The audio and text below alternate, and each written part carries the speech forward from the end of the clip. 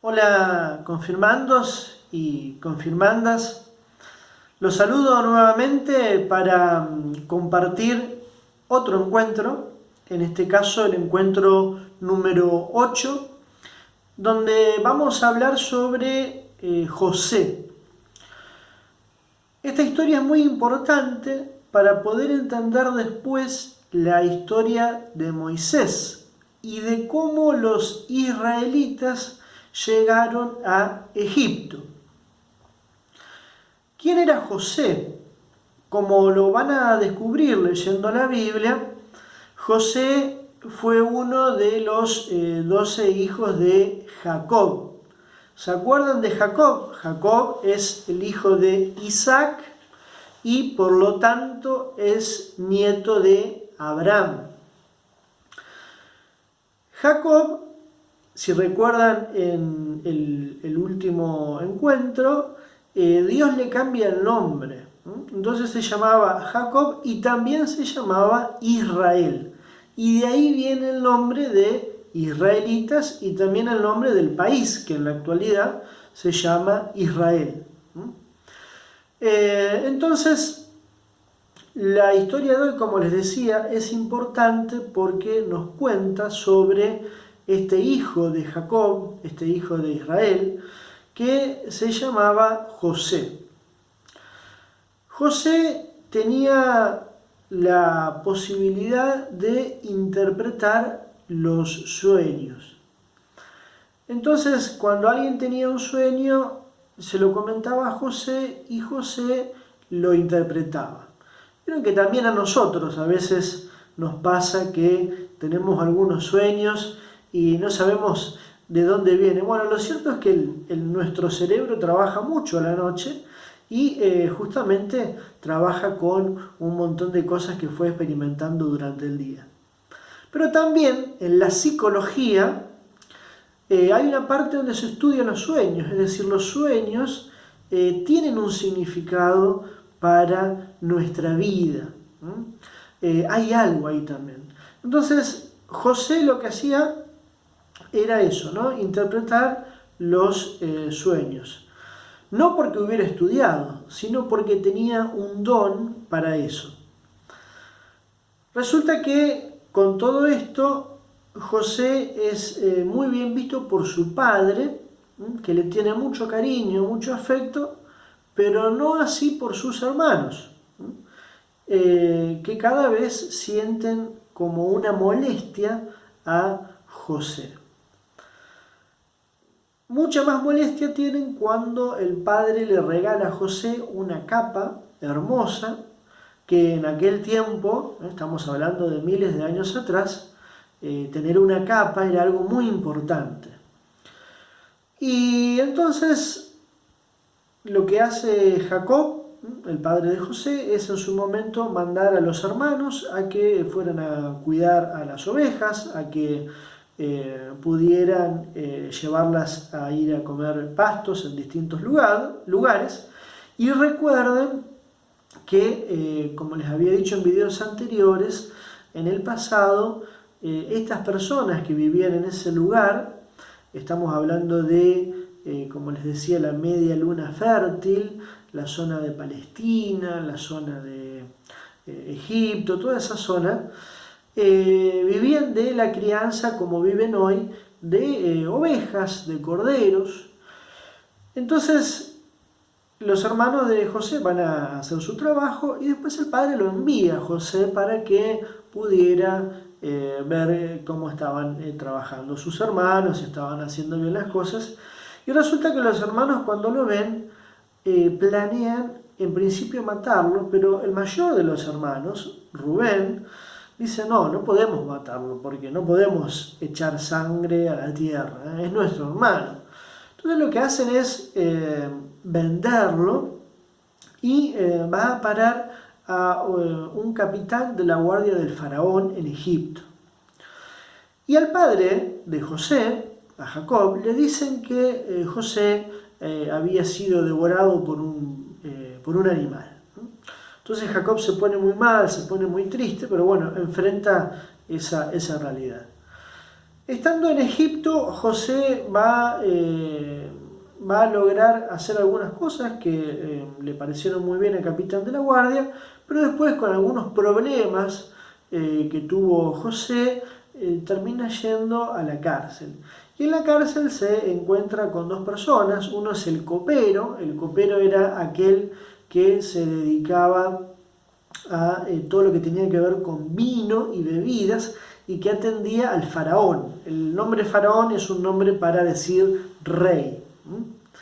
Y el panadero del rey, ¿no? El que se encargaba de prepararle todo lo que tenía que ver con no solamente el pan, sino también con otras clases de masas al rey. Y los dos estaban presos por distintas cuestiones y entonces tienen sueños. José interpreta los sueños, interpreta que uno va a vivir y va a volver a trabajar para el rey, para el faraón, y otro va a morir. Efectivamente eso pasa y para el que vuelve a trabajar para el faraón le dice: no te olvides de mí. Entonces pasa el tiempo y el faraón tiene unos sueños que nadie puede descifrar y la persona que trabajaba para el rey de vuelta recuerda a José, entonces le dice al faraón que él había conocido a una persona en la cárcel que podía interpretar sueños. Entonces finalmente José es sacado de la cárcel, interpreta el sueño del faraón y eso se traduce como algo muy bueno para el pueblo de Egipto, que puede enfrentar años muy malos por sequías, por hambrunas, gracias a que no solamente José interpretó los sueños del faraón, sino que también le dijo una propuesta para hacer. Y de ahí es que el faraón lo nombra como el que estaba debajo de él, es decir, arriba de José solamente estaba el faraón en cuanto a poder y autoridad. Y así es que los hermanos de José tienen que ir a Egipto a buscar comida, a buscar granos, porque era el único lugar que tenía en ese momento de sequía, de hambruna. Y entonces se encuentran con José, pasan todas unas cosas en el medio que no se las voy a contar porque la idea es que ustedes puedan leer la historia en la Biblia. Y finalmente el faraón le dice a José que puede traer a su familia y José trae a toda su familia, a todos sus hermanos y a su padre, con el cual se reencuentran en un momento muy emotivo. Y así es como los israelitas, es decir, los descendientes de Jacob, de Israel, llegan a Egipto y por un tiempo van a vivir muy bien. Lo interesante de esta historia, y bueno, como les decía, cuando ustedes lean los textos de la Biblia van a leer pormenorizados los relatos, pero lo interesante de aquí de rescatar es esto. La cuestión de los celos, que ya lo vimos, ya estaban presentes en su momento, y cómo en realidad situaciones muy feas, como por ejemplo dejar abandonado a un hermano, venderlo, engañar a un padre diciendo que su hijo había muerto, en realidad terminan transformándose en situaciones que permiten la vida. Es decir, situaciones de tristeza, de dolor, de sufrimiento y hasta de muerte, podríamos decir, terminan por transformarse en historias de posibilidad, en historias de vida, en historias de perdón.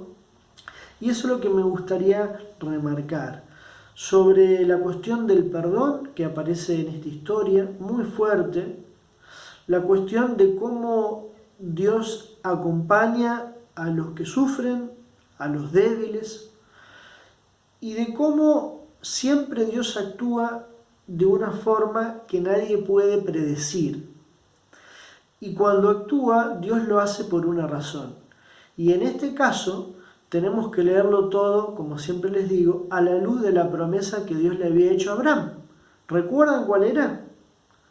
La promesa era la promesa de tierra y descendencia, que significaba muchísimo. Entonces, lo que vemos acá es cómo Dios continúa cumpliendo con su promesa. Y en ese cumplir su promesa van apareciendo estos aprendizajes de la vida. Estos aprendizajes que nos muestran justamente cómo devolver no mal al que nos había hecho mal, sino bien al que nos había hecho mal. Porque la única manera de cortar las cadenas de violencia, las cadenas de maldad, es que nosotros podamos hacer otra cosa. Con todo el poder que José había tenido, podría haber mandado matar a sus hermanos, tranquilamente. O podría, en vez de haberlos matado, no haberles dado alimento, que hubiera sido casi lo mismo que matarlos. Pero José siente compasión, siente amor por ellos y también siente una necesidad muy grande de reencontrarse con su padre. Y por eso, entonces, toda esta historia tiene un sentido muy grande de, como les decía, de perdón, de reencuentro, de volver a iniciar una vida distinta.